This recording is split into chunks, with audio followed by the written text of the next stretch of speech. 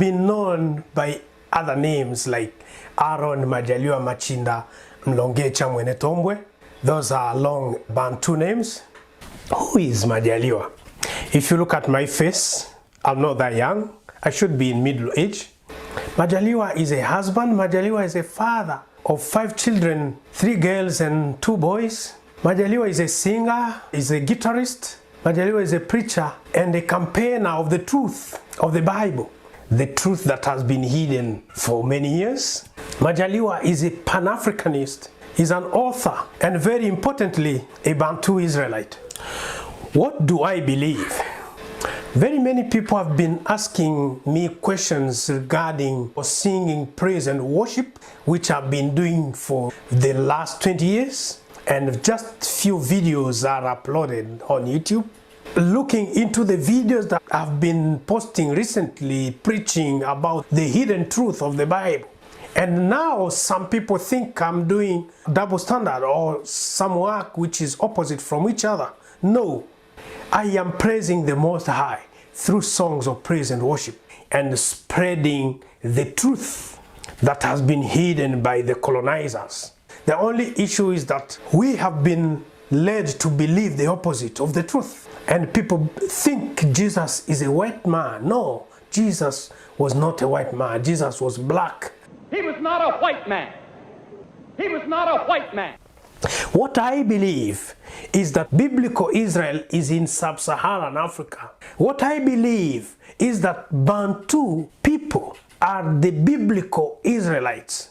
If you begin to read your Bible very well, you will agree with me that Israelites of the Bible were not light-skinned.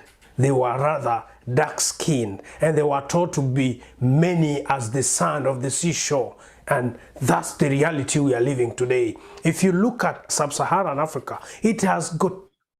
Ladies and gentlemen, this is Mr. Majaliwa Machinda, also known as Aaron, a singer, a songwriter, a preacher, a social worker, and also a development strategist. You know, he started to sing basically in 1992, and he plays basically the guitar in 1998, and he became a recording artist, you know, in 2013 with Volume 1 song Shangweza Wokuvu, Volume 2 Sifa Kwa Mungu. He worked as a teacher in Congo in 2003, in Dar es Salaam in 2004, 2006, in Kenya 2007, 2009, and 2011, 2015, working now as a social service personnel in Australia from 2019 onward. We're really happy and honored to have Mr. Majaliwa joining us today in our session of Zola Bantu host Majaliwa Machinda. Mr. Majaliwa, it seems like you have moved from one place to another. Huh? How has this experience been for you? Spending a time in Tanzania, in Kenya, and now in the beautiful nation of Australia, Mr. Majaliwa. Yeah, thank you very much, my brother. Yeah, as you mentioned, my name is Majaliwa Machinda. The name Machinda, Majaliwa, means blessings, because it's a Swahili name. And Machinda is a Kibembe name, means the last born. The last born. The last born, yeah. We call the last born Machinda. So, and that is the name of my grandpa, who was the last in their line. And I was blessed to be given that as my surname. Yeah, as I mentioned in the video, my name is Majaliwa Machinda, a husband, a father, and as you speak, I've moved from, I've lived from different places. I lived in Congo, I lived in Tanzania, and I also lived in Kenya quite long, and then in Australia. I can say the experiences are quite amazing, meeting new people, colliding yourself into different cultures and different lifestyles, different foods, and things like that. Wow, that is absolutely amazing. Yeah. Ladies and gentlemen, you would see Majaliwa Machinda has basically a YouTube page where he basically teaches and also focuses on music. Check out this video, my dear brothers and sisters of Africa. Hello and welcome to Majaliwa Machinda YouTube channel. This channel consists of two major projects. The first project is about singing ministry. The singing ministry has more than 70 songs that had been written since the year 2000, and just a few have been recorded so far. This project is to ensure many songs are recorded and published as means of worship to the Most High God and preaching to people. The second project is about the Awakening Campaign. The Awakening Campaign is a set of videos recorded in form of preachings. They are recorded in series, in films, in episodes, or documentaries to awaken all Bantu in sub-Saharan Africa, which is the promised land, in the Americas, which is the land of oppression, and those scattered everywhere. All Bantu are historically, culturally, biblically, and scientifically the true Israelites. They should not be confused with the Ashkenazi Jews of the Middle East, who are simply converts of Judaism religion. The Awakening Campaign project is a wake-up call, not a hate speech. It requires an open mind to critically analyze the truth. Stay tuned, subscribe, like, and share videos with friends. Wow, Mr. Majaliwa Machinda, 19,000 subscribers on YouTube. How has that been a success for Majaliwa? 19,000 people believe in the vision of Majaliwa Machinda. How has that experience been for you, Mr. Majaliwa? I can say I'm very grateful to my subscribers. It has been a good experience. The channel is a bit old. When I recorded the first album in 2013, 2014, I was still in Kenya. I opened a YouTube account and I started uploading some of those videos there. I got few subscribers by then. And 2015, I came to Australia. I began to work on the second album, though it was a bit demanding because I also joined the uni and I had to balance studies and the ministry. And in the process, when I began to upload the second album, I got other subscribers who were interested in what I was doing. And attending a local church in Australia, I had a lot of series of preachings, even in Kenya, but there are so many of them which I haven't had time to work on so that I can upload them on YouTube. So the moment I decided that, no, this truth, because I graduated from Bible school in Nairobi, so the moment I decided, no, this truth has to be told, let people know that Israelites are not white people, and Israel geographically is not in the Middle East. So I sat down and began to curtail some of the videos that may explain those truths.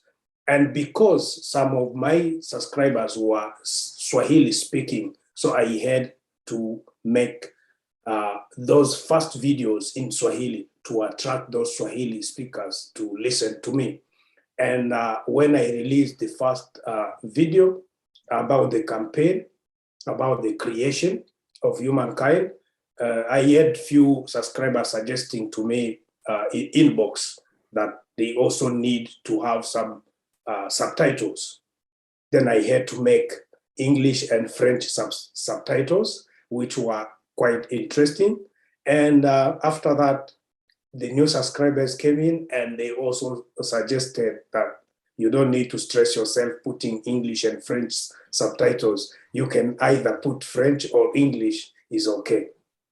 Then I moved on with their suggestions, and up to up to the video where I remember last year when Magufuli, the president of Tanzania, died, and I had to describe what my relationship with Tanzania and what I understand the politics of the country.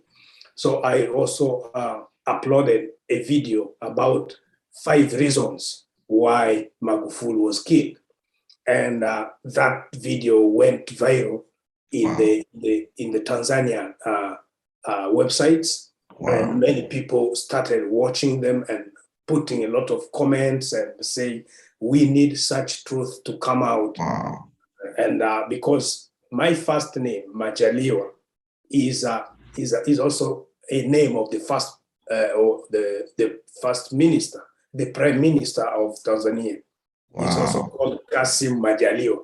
So some people thought maybe I might be related to that to that personality, and they got interested to listen to the video, and many of them subscribed massively. And after that, they realized, oh, there are other videos of the same fella talking about some truth. Yeah, and I got a lot of phone calls and text message, people requesting me to join their groups, people requesting me to elaborate more over 1 or 2 points. And that's how the audience grew. Wow, Mr. Majaliwa, on the 17th of March, ladies and gentlemen, 17th of March 2021, Mr. Magufuli is murdered. I can say he passed away.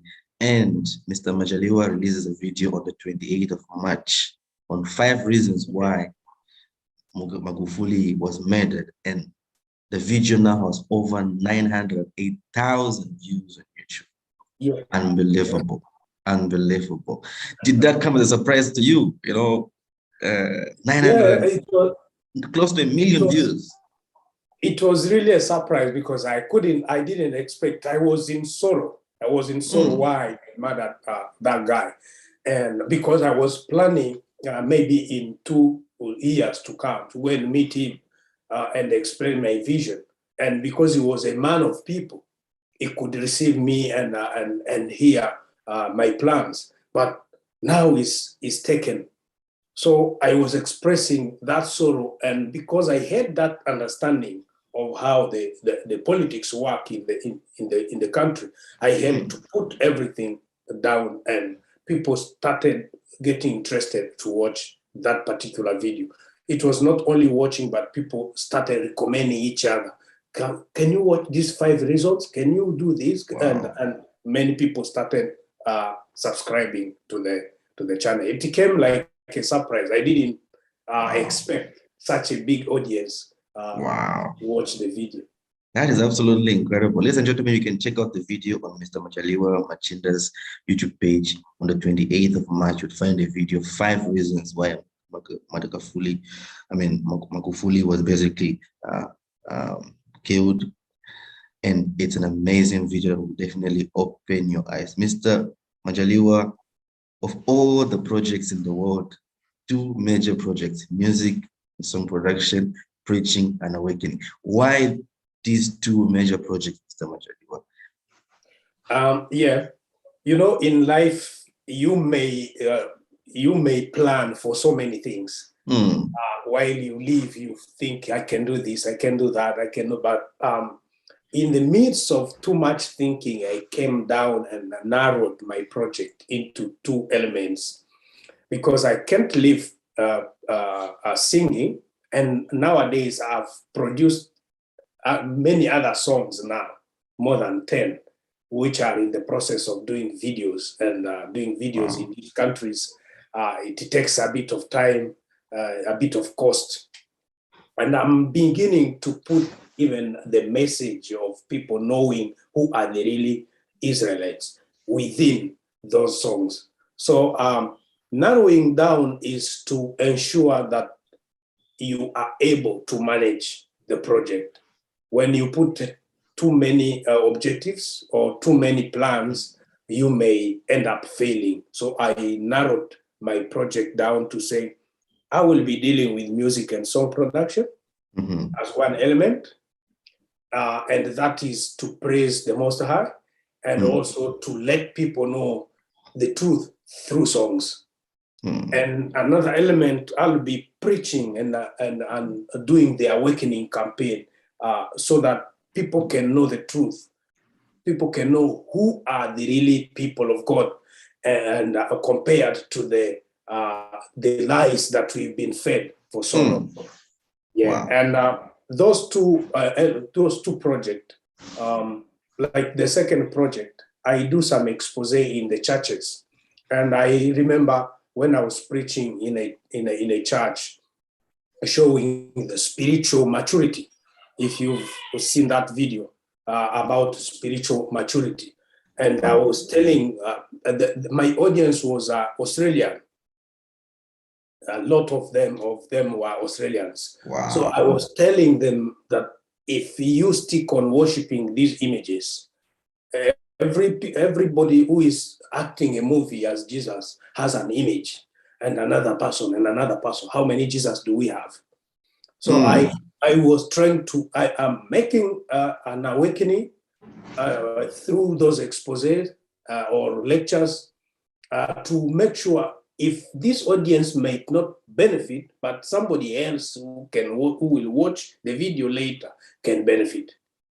I remember that day after the preaching, after the service, one of the white guy came to me and told me, "Hello, gay. Hello." He told me, "Hello, Maja. You know, you are preaching to wrong people." Oh. Yeah, he told me these truths should be preached to your own people. Wow. Yeah, this truth should be preached to your own people. And it amazed me, and it gave me another mile of preparedness, so that at least, even if I don't get chance to go to all those churches around, but at least if I do some expose and I can get people watch on YouTube, at least they will get a message. And the other advantage I have, there are more than 100 people who are subscribers on my channel, which I personally know. Are you serious? Yeah. So if I put something, I know so and so and so is going to watch. Wow. And at least they will get a new point from there. Because why I say so? Because some of those people will ask me inbox questions and say, "No, I didn't understand this point.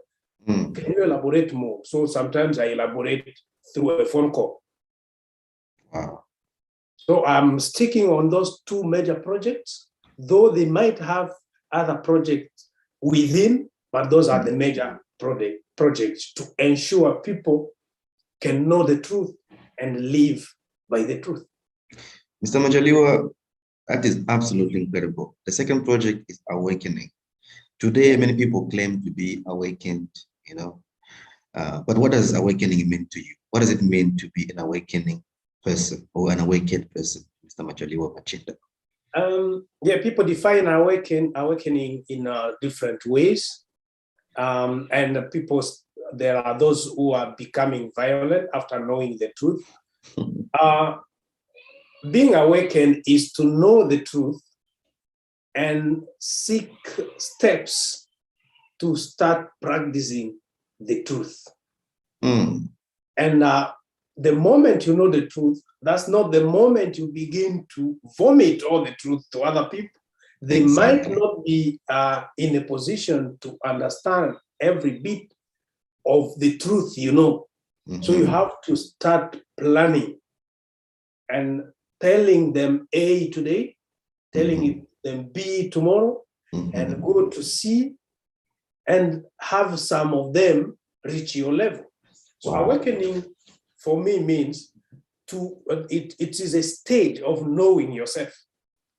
It is a stage where you become aware of who you are. Many of us don't know who we are. That's why I was telling a group of women another day, telling them, if only you knew yourself, wouldn't have taken the Brazilian hair, put on top of your own hair, My If God. only you knew yourself. Hallelujah. Because when you become aware of yourself, you begin to transform yourself first. You can't start transforming others.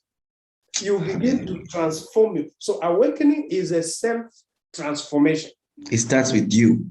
It starts with me. So I start valuing who I am.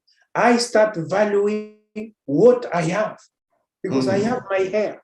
Why should I add another people's hair on top of mine? And I cover my own to show the hair of another race.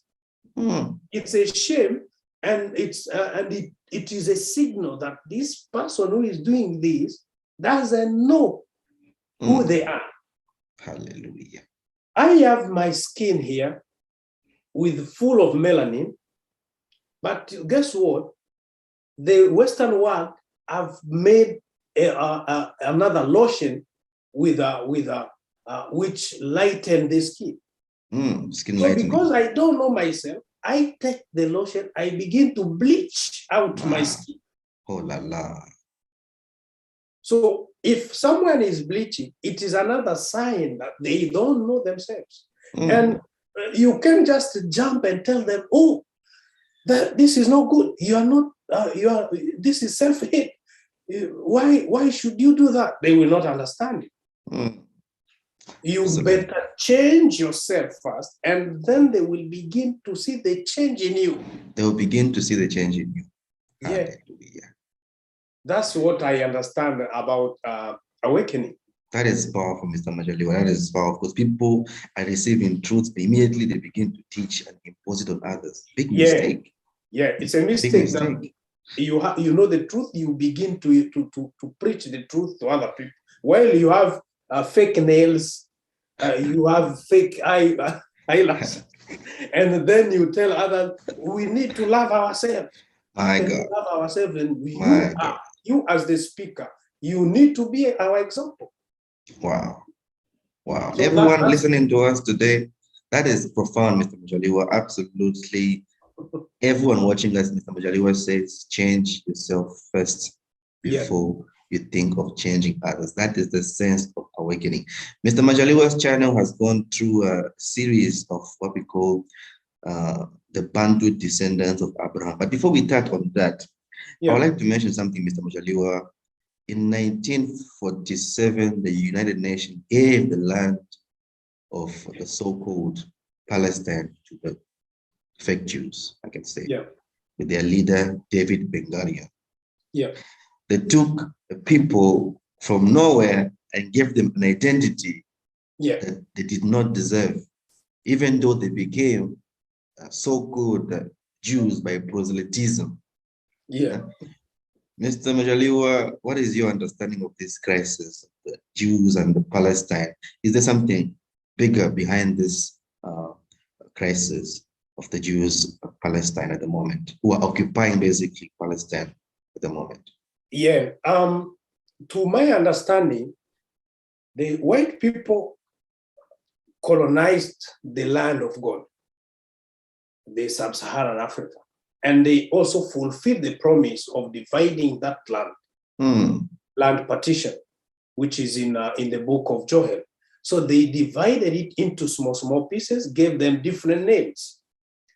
And when the leaders came out, like Lumumba, Kenyatta, and others, when they began to say, no, we can't continue serving you, we want now to lead ourselves.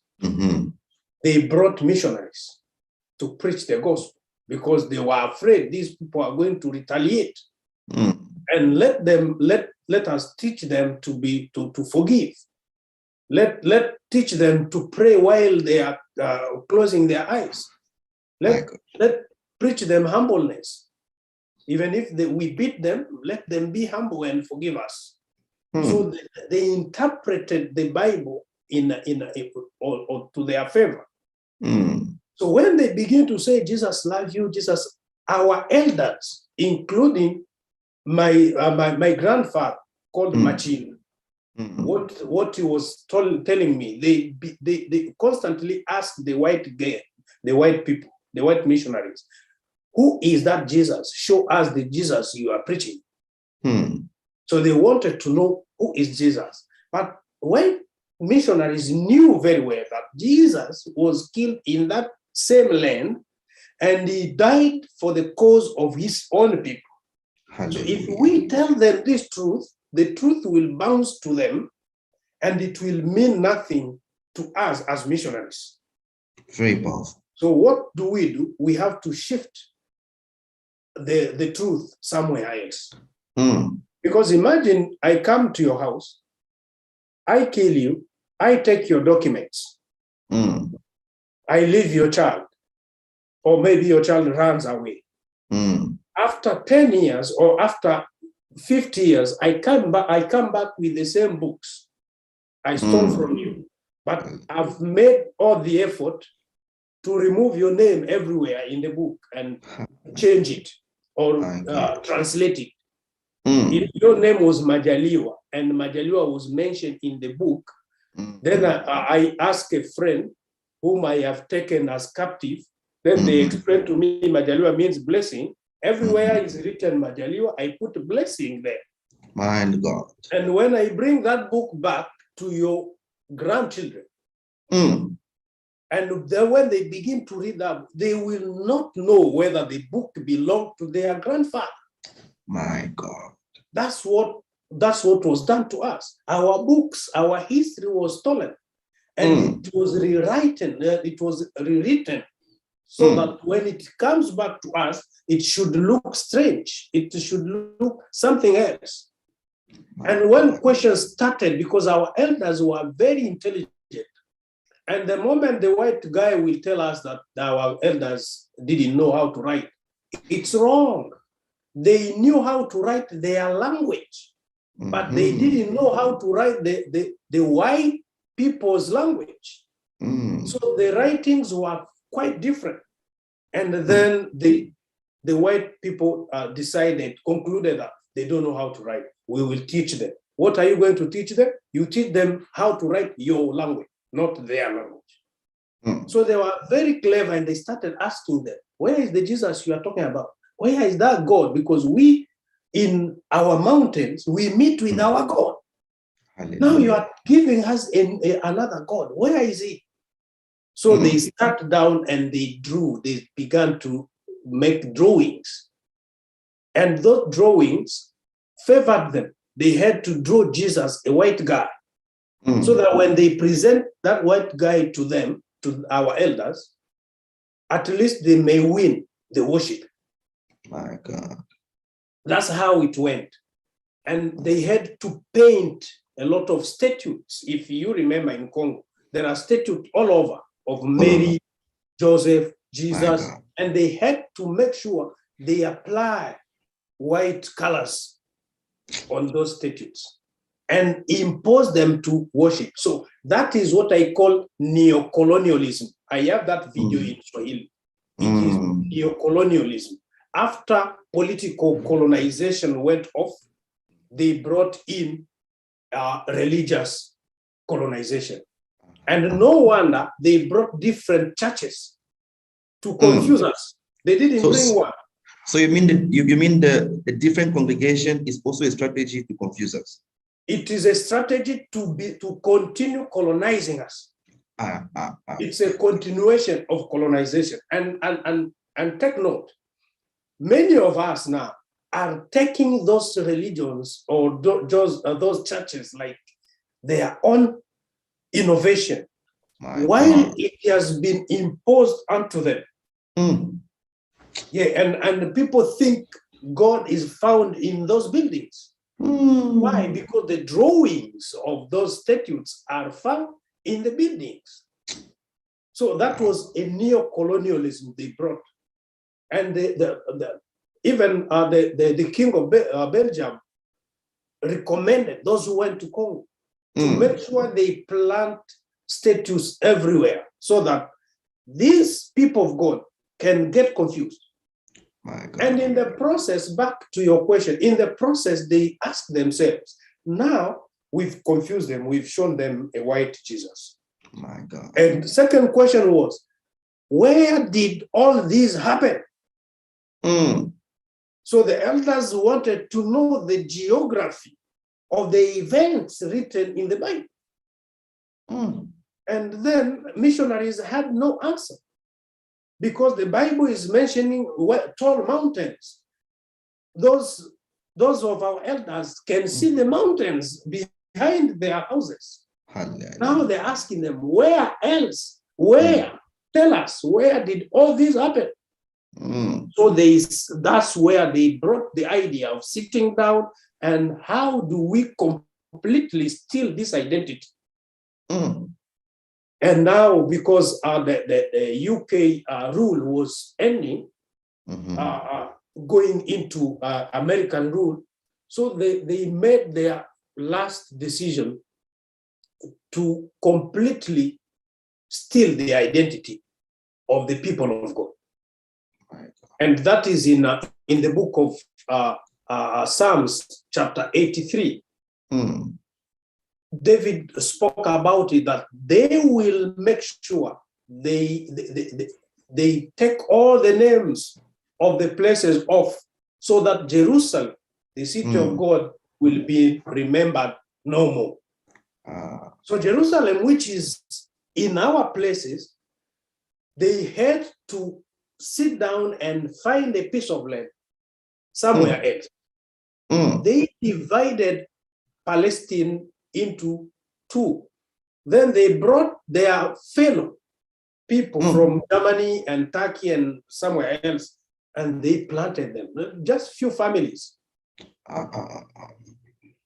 And Hitler himself knew the truth, that we are doing this to confuse the black people. And Hitler declared the war with the US, because he said the US has taken the people of God. Exactly. And they also wanted the same people in Europe. But America has taken all of them in America to work in the plantations. Those were the people of God. Hallelujah. And they created a few people in their place, another tribe. They began to play tricks, and then they took them to that land in the Middle East. After a lot of studies, they say this one is connected to Egypt, and looking into the biblical text, maybe it will connect. So they had thorough meetings to arrange that. And very well organized. Big agenda. And when those people were taken there, Palestine did not agree. They said, no, these people, this is not the land of these people. These people belong to Europe. How can you bring them here? That's where the war started. If you have chance to speak to a Palestinian, they will tell you that no one else other than the Palestinians were in that place. Hallelujah. And those ancient people of that place, as a matter of fact, they were also black. Yes. They brought a different race and implanted them there. And the war, to my understanding, the war which exists between Israel and Palestine is just a remote control war of the US. A remote control war. Yeah, to make sure the black nations can still stay in confusion. My God. And churches are being born every day as a means of neocolonialism. So that's how, sad. That's how our identity was stolen completely. Because when you ask Jesus, they will show you white Jesus. When you ask about the Holy Land, they will show you the Middle East. My God. Now everything is complete, and the maps, the geographical maps were also changed. Yeah. And from there, and all those all the maps were hidden. And also a new translation of the Bible was given out. And for today, for you to get the old King James Version is not easy. It's not easy. Yeah, so they had to revise a few things in the Bible. They had to revise Cush, remove Cush, put something else. those names which are connected to our land, they had to remove all those. My God, and Mr. put Majaliwa. new names, and make sure they had to translate all the names of the people of the Bible, because Moses is English. When you go to French, is Moise. When you go to Swahili, is Musa. So they had to translate those names in every language, so that at least you don't know where is the origin of this name. And you will ask me, when I got awakened, the first step I did was to remove Aaron from my names and remain with Majaliwa. Hallelujah. Hallelujah. The names that I can understand, because Aaron is in the Bible, but it has undergone translation. a lot of translations. And it has lost meaning. Brother Majaliwa, what you just said has really, really touched my heart to say they've completely erased our roots, completely erased us. My God. Thank you so much for that, Mr. Majaliwa. Ladies and gentlemen, if you go in Mr. Majaliwa's YouTube page, you find a series on the Bantu descendants of Abraham. He's trying to convince us that the Bantus are the descendants of Abraham. And the sad thing is, if you read the Bible according to the European paradigm, you come to see that they claim that Abraham actually is a white man. But actually, no. Abraham was the son and the father of Africa. And Mr. Majaliwa shows us, he gives us about 6 reasons why the Bantus are the descendants of Abraham. He speaks about multitude. He speaks about polygamy. He speaks about wife inheritance, circumcision, songs and dances, slavery, and colonization. Mr. Majaliwa, how can multitude be a reason that the Bantus are the descendants of Abraham? Reason number 1, you said multitude. Yeah. And yes, please, if you can please go on. Yeah, the first reason to say that Abraham's descendants are many, that is according to the Bible. God promised Abraham that go at night outside, and he told Abraham to count the stars of the sky. Abraham was unable to count. And God told Abraham, your descendant will be like the stars of the sky. They will be like the sand of the seashore. They'll be like the dust of the earth. Then God went ahead and said, if anyone can count the dust of the earth, then can also count your descendant. So it wasn't a mere conversation. It was meaningful that for you to have many descendants, it needs some time. And in that video, I calculated how many men came out of Egypt. There were 600,000 men. And those men were from 20 years onward, which means all the boys from 19 down the line were not counted. Exactly. All the girls of all ages were not counted. Women. And remember, take note, these people were polygamists. My God. Which means women could be double their number. My God. If you do all these mathematics, you will find that there were 3 or 4 times the number mentioned. That was the first sign. And those were just 430 years. What about 1,000 years? If you take the same number, you multiply by 2 or by 3, you will not still get the same amount of people. And God is not foolish to increase your descendants and give you 1-bedroom house. It's not foolish. I like that. Yeah. If you are to have many children, God will also extend your tents, as it is spoken in the book of Isaiah. Extending tents means extend your territory and extend your space, so that your people, the people born in your house can contain in that place. If you do that logically, God can never give Abraham a tiny land of Middle East. Hallelujah.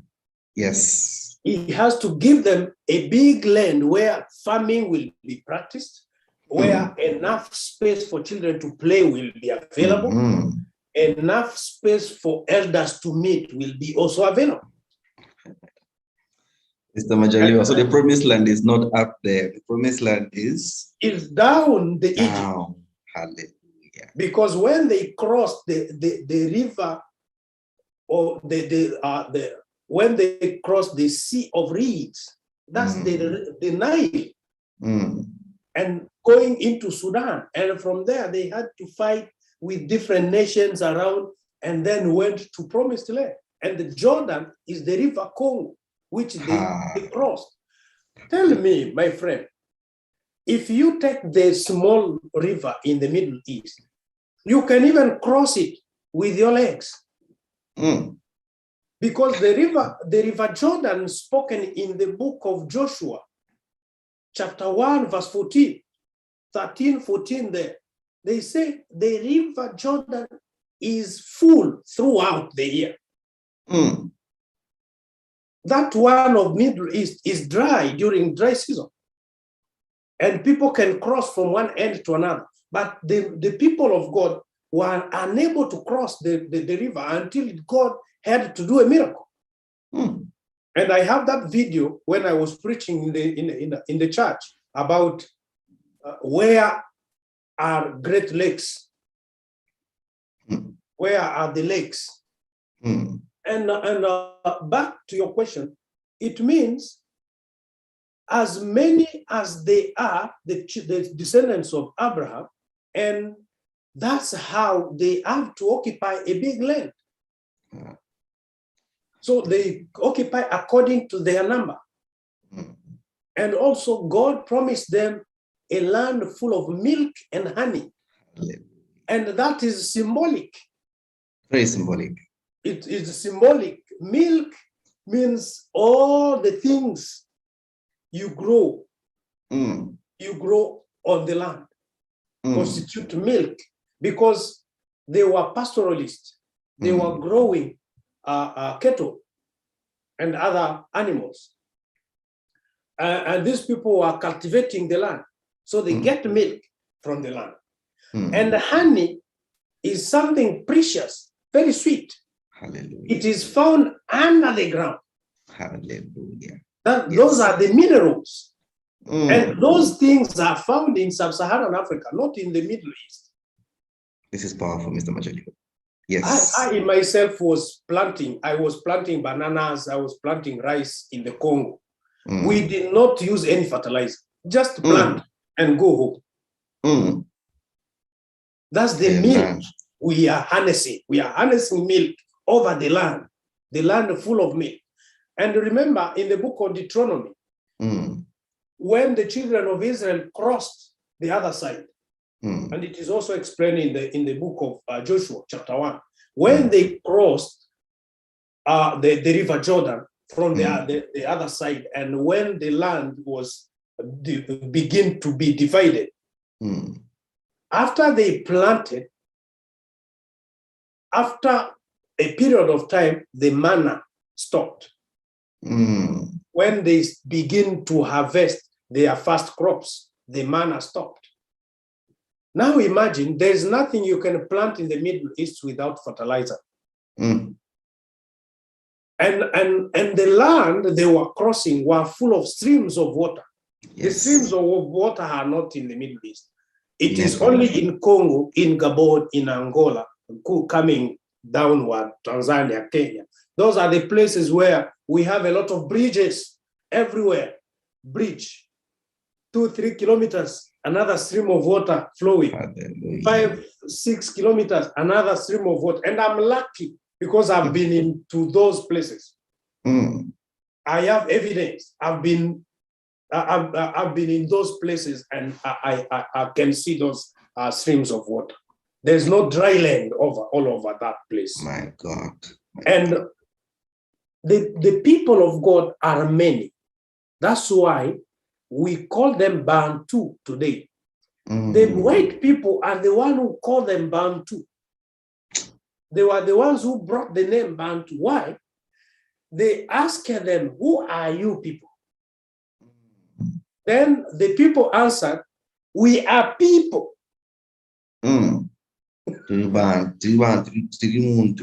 Yeah. Then they told them, we are people. That meant there was a bit of confusion because the black people were considering themselves as people compared to other races, because the other races came out of the black people. Hallelujah. Then when they are asked, who are you? They say, no, we are people. They're the original. We are the people. People mean the original man. We are from Adam. That's why they say Jesus is from Adam. Adam, Abraham, David, Jesus. Hallelujah. And when you ask them, who are you? Who are you from? We are people. When we are from the land of people. And they could say that in their language, which means Muntu. And in plural, when you put Muntu in plural, it is Bantu. Bantu. Hallelujah. Okay. And then the white guy concluded and wrote, these are Bantu. They thought they are giving them a different name, but it means people. So, Mr. Majaliwa, where does this name of Israel come from then? Israel. Isis Ra Elohim. Yeah, that Israel came now out of translation. Okay. They had to translate the original one of Yisoleli, means I have chosen you, whom which you know. Yes. Then they couldn't pronounce it well. That's why I tell you, our ancestors knew how to write and read in their language, but the white guy had to change the writing into their own writing. So many things were to change, even pronunciation.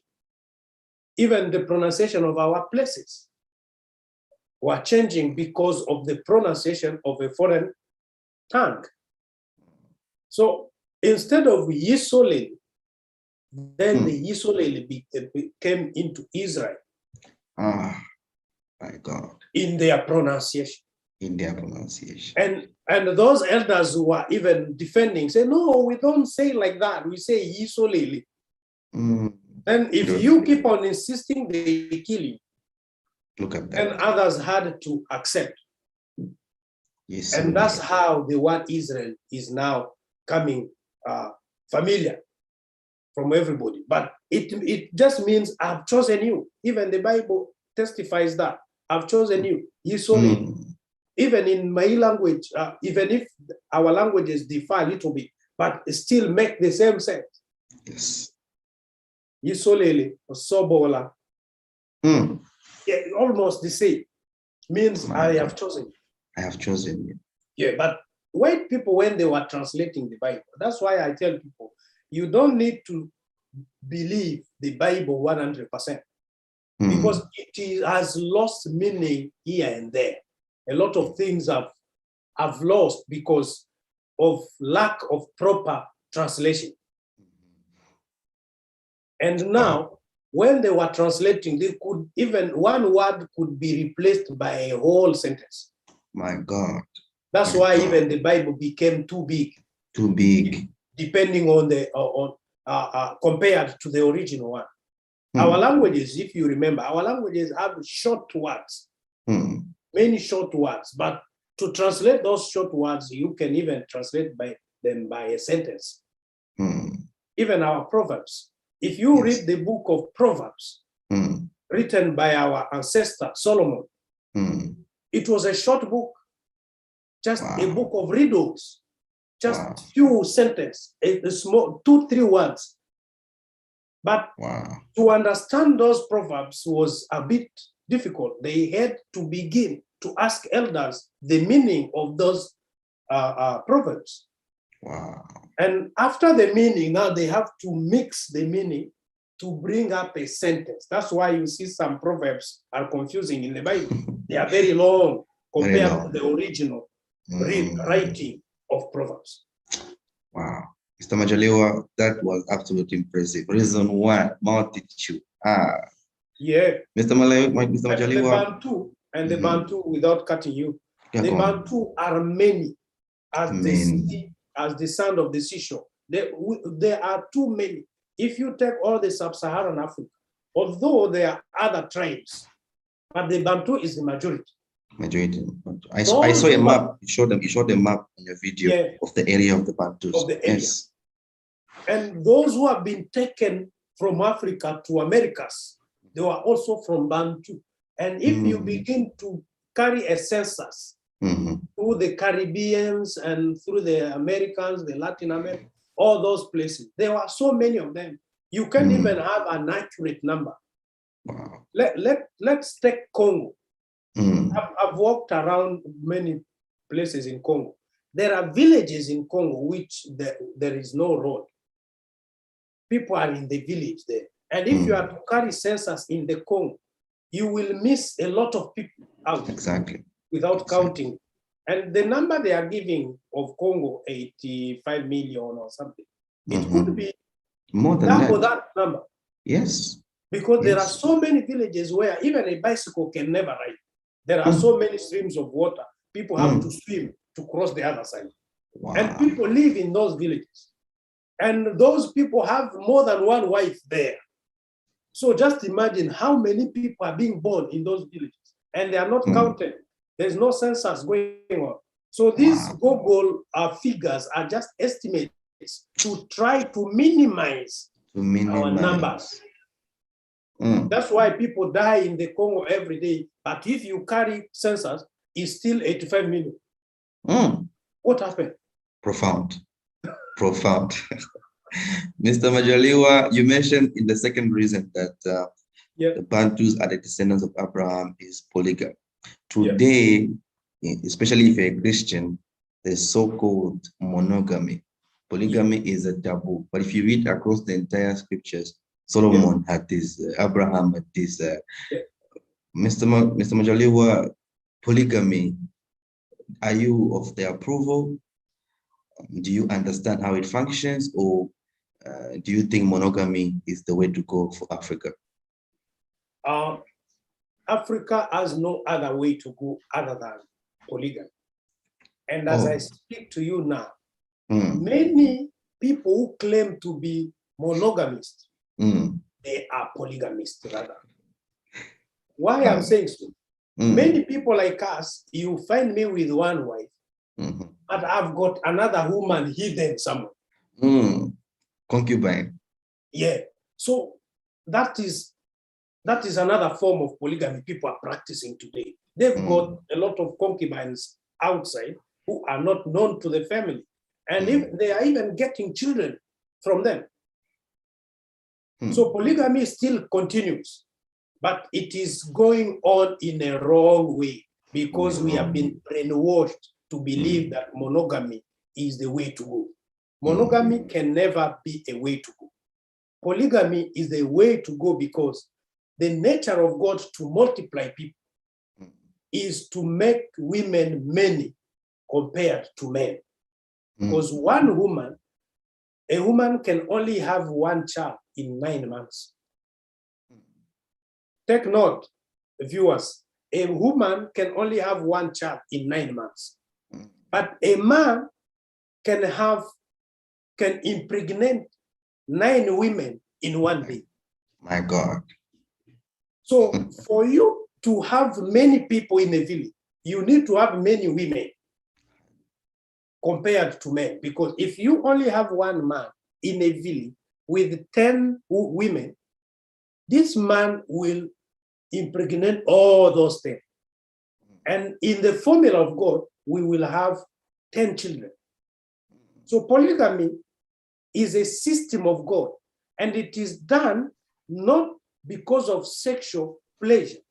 It is done because of procreation. Very important. Yeah, but people now, because they are growing into Western understanding, they think marriage or maybe sex is for pleasure. No, it was meant for procreation. God said, go and multiply and fill the earth. And he understood after creating, and then you will challenge me, no, but he created one woman and one man. Guess what? How many children were born from Adam? Many of them were women, were girls.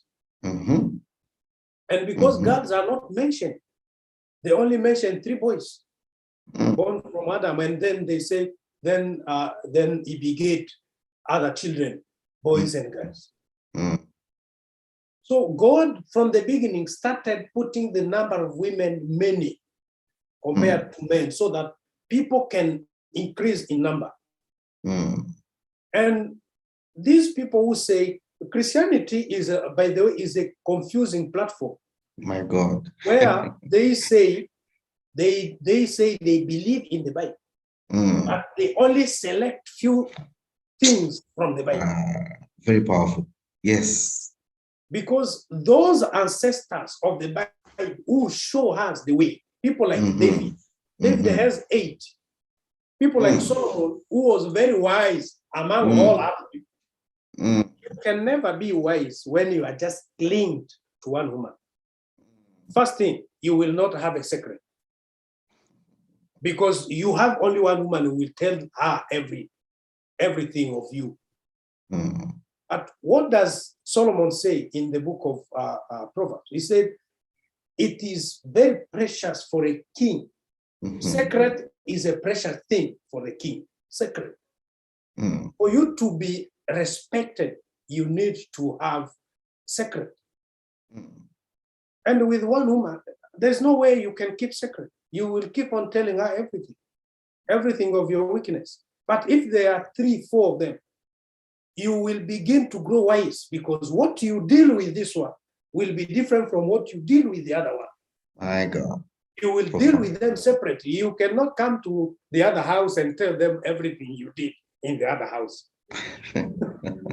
So you begin to grow wise because you can keep secret of what is happening in the other house and what is happening in the next house. And your plan with this woman will be different from the plan you have with another woman. And you cannot share this plan A to the other plan B. So that's the beginning of wisdom. And Christians have come up with that idea of monogamy, not because it is biblical, but because it is a Western tradition. Then it was imposed to us as a means of reducing our number. Reducing the number of children who will be born unto us. So we try to reduce our number. Yeah, I have that video that they condemn polygamy to reduce our number. That's why they brought family planning. They brought family planning to reduce our number. So that, you can only have those children you can take care of. If you are able to take care of 2, 3, just limit yourself having 2, 3 children, but it's not biblical. The time of the Bible is different from the time today. And then you still say the Bible is the book of every age. It never changes. So the only confusing platform is Christianity. Christianity Absolutely. is very much confused than Islam. Because they preach, every denomination preach their own understanding. They don't use the actual understanding of the text. Polygamy was not spiritual, was something which was there and still continues. So to condemn polygamy is to instill Western tradition into people. And because people like us are born from that line of polygamy, we still carry those genes into us. We still carry the blood, the line of our ancestors into us. If you are a man, a strong black man, everywhere you go, you will tell me even through the comments, you can never be satisfied with one woman. It is not something magic. it is through your line, through your grandfather, through your father. And when Christianity came, was to impose the Western values. For you to look Christian, you need to look European, with a tie, with a suit. But if you put other attires, you are not conforming. That is all about Christianity. But the Bible itself encourages polygamy for us to be many. And in my video, I encourage people, if you are able financially, have more than one wife, because the plan of the world is to get rid of black people. But God, the plans of the Most High is different. The Most High is giving us ability to increase in whichever means. Either if they say, no, you are a pastor, you only have one wife. I have a friend, a pastor friend, who only had 3 children from the wife. And the wife stopped getting children. But because the pastor is from the line of polygamy, as I speak to you now, the pastor has other 2 children with another woman. My God. He's still pastoring the church because the church says you only have one woman. He called me and told me everything, and then I said, go ahead. Have more children. Majaliwa. Oh, he said, no, what about heaven? I said, the heaven is a place of God. The Most High is the one to decide who is to join him there. There is no formula for you to join him. Then I told him, if you are a Bantu, you are first priority, according to the Bible. So go and sin no more. Don't sin, do the right thing. And because you are having children in a hidden manner, that's not acceptable. You have to be open.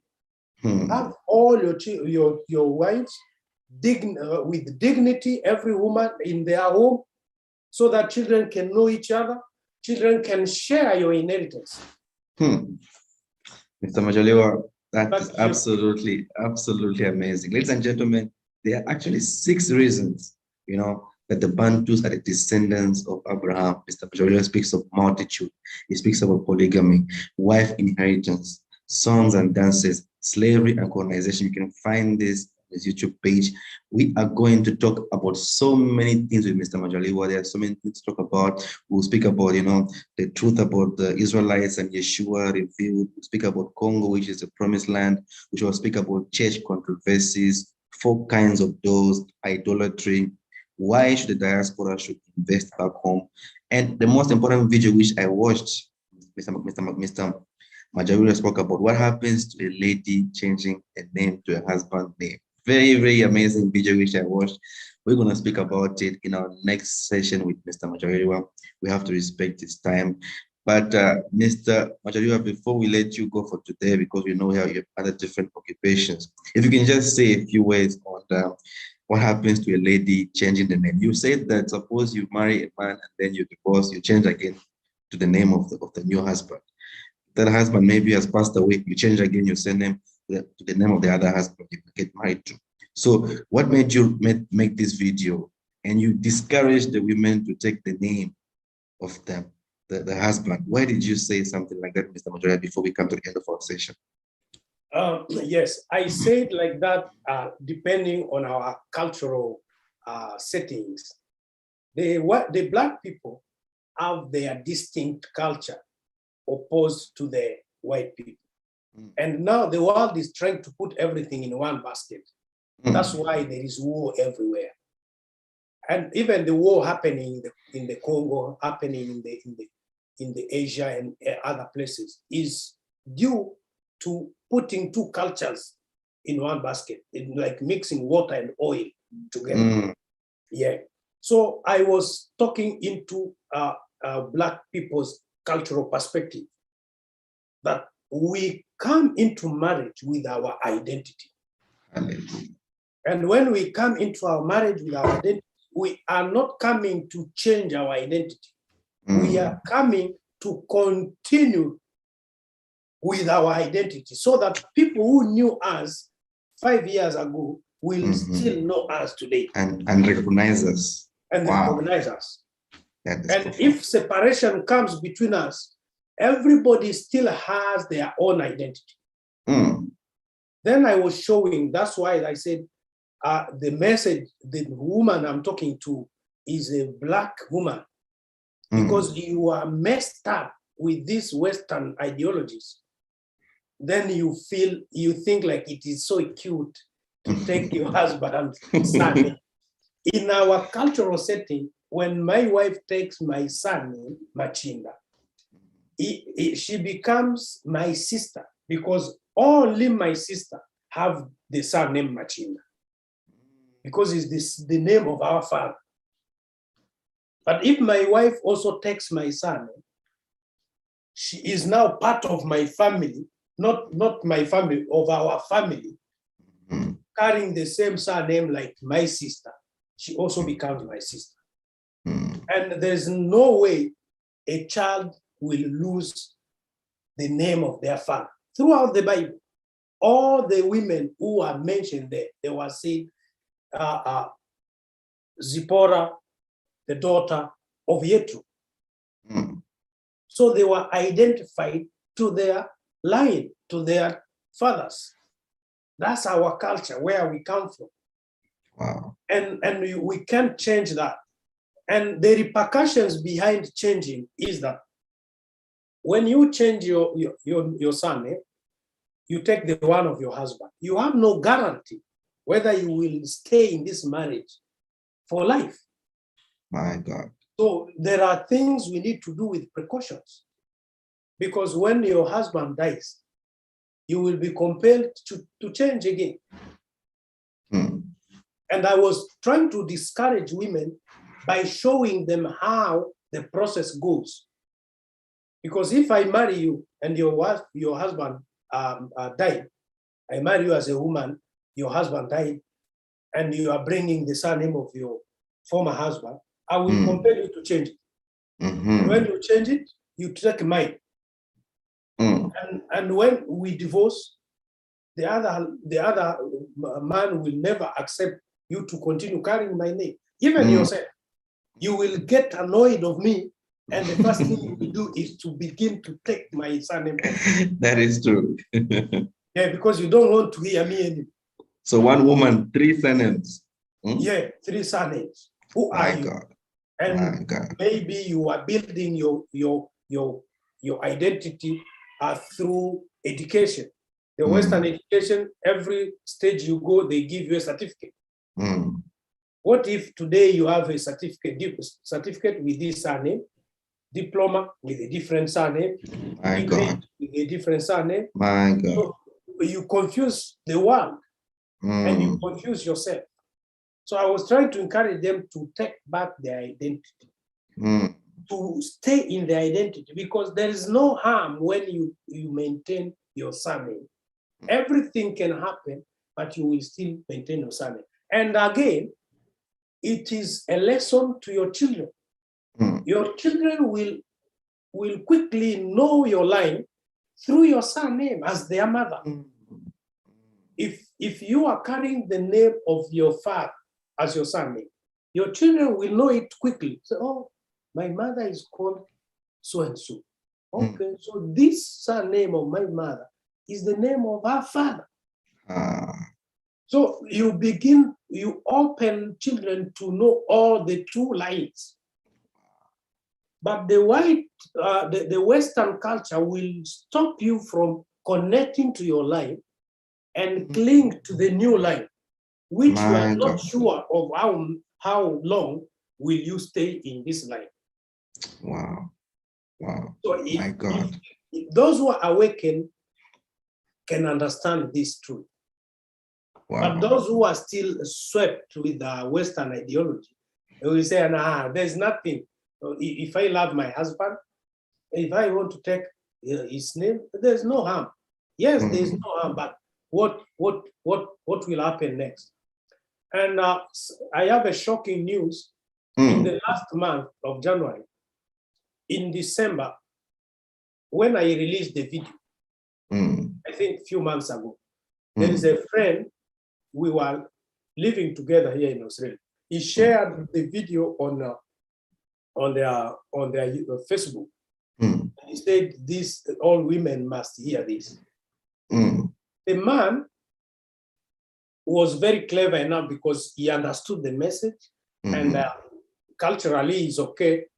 His wife was still maintaining the surname of their father. The wife did not take the surname of the husband, but on the social media platform, the woman was taking the surname of the husband.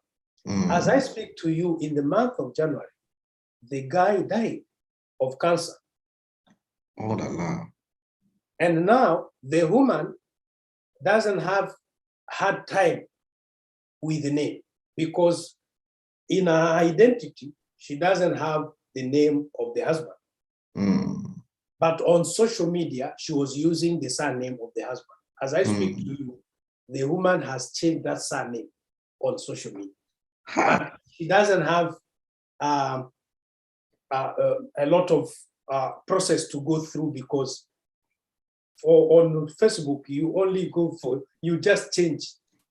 But when it is on your driver license or maybe on your identity, it is a process. It is a process. Go into the office, fill this form, fill that, bring photocopy of this, bring the history. How long have you changed this name? And so forth. Wow. It is a bit educative to some people. It becomes an advantage to this guy who watched the video before he was back fighting cancer and he didn't apply his surname to the wife. Now the wife is saved and the wife can still marry because she still hold on her identity. So there are people who agree with such ideas, and there are those who say, "Nah, whatever." But when it happens into their life, that's when they begin to understand. Wow. Thank you so much. Thank you so much, Mr. Majaliwa. It was an honor speaking to you today. Like I said, we have so many things to speak with Mr. Majaliwa. We're going to definitely be having him back for part 2 to speak on different topics. For now, I would like to encourage you guys our viewers to please go to Majaliwa Machinda's YouTube page, subscribe and check out the amazing videos over there. I'm telling you, we have received so much knowledge today. There's something I did not know. I have learned it today from Mr. Majaliwa. Mr. Majaliwa, thank you so much for your time. We appreciate you and we hope you have an amazing Sunday today. And until we speak to you next time. Thank you so much, Mr. Majaliwa. Thank you. It was my pleasure to meet you again and to share all this wisdom together. Thank you. Thank you so much, Mr. Majaliwa. Thank you. Thanks. Thank you everyone for watching us. I'll be leaving you guys with the video of Mr. Majaliwa channel, and you can be able to go over there and then you can subscribe. As for now, we've come to the end of our session. Please enjoy this video of welcome to Majaliwa Machinda YouTube channel. Thank you so much, Mr. Majaliwa. Thank you. Thank you. Bye. Hello and welcome to Majaliwa Machinda YouTube channel. This channel consists of 2 major projects. The first project is about singing ministry. The singing ministry has more than 70 songs that had been written since the year 2000, and just a few have been recorded so far. This project is to ensure many songs are recorded and published as means of worship to the Most High God and preaching to people. The second project is about the Awakening Campaign. The Awakening Campaign is a set of videos recorded in form of preachings. They are recorded in series, in films, in episodes, or documentaries to awaken all Bantu in sub-Saharan Africa, which is the Promised Land, in the Americas, which is the land of oppression, and those scattered everywhere. All Bantu are historically, culturally, biblically, and scientifically the true Israelites. They should not be confused with the Ashkenazi Jews of the Middle East, who are simply converts of Judaism religion. The Awakening Campaign Project is a wake-up call, not a hate speech. It requires an open mind to critically analyze the truth. Stay tuned, subscribe, like, and share videos with friends. You are all welcome. Thank you very much. Enjoy. Thank you everyone for joining us today as we hosted Mr. Majaliwa Machinda. We love you so much, Zola Bantu. Please subscribe to the Majaliwa Machinda YouTube page and also share this video with your friends and your families. It's an absolutely amazing video. And also please join the Zola Bantu class. I'll be tagging the link below. And today we're going to have our class basically on the salvation mission of diaspora. Mr. Majaliwa is a diaspora living in Australia. So we love you so much, Zola Bantu. Kisses.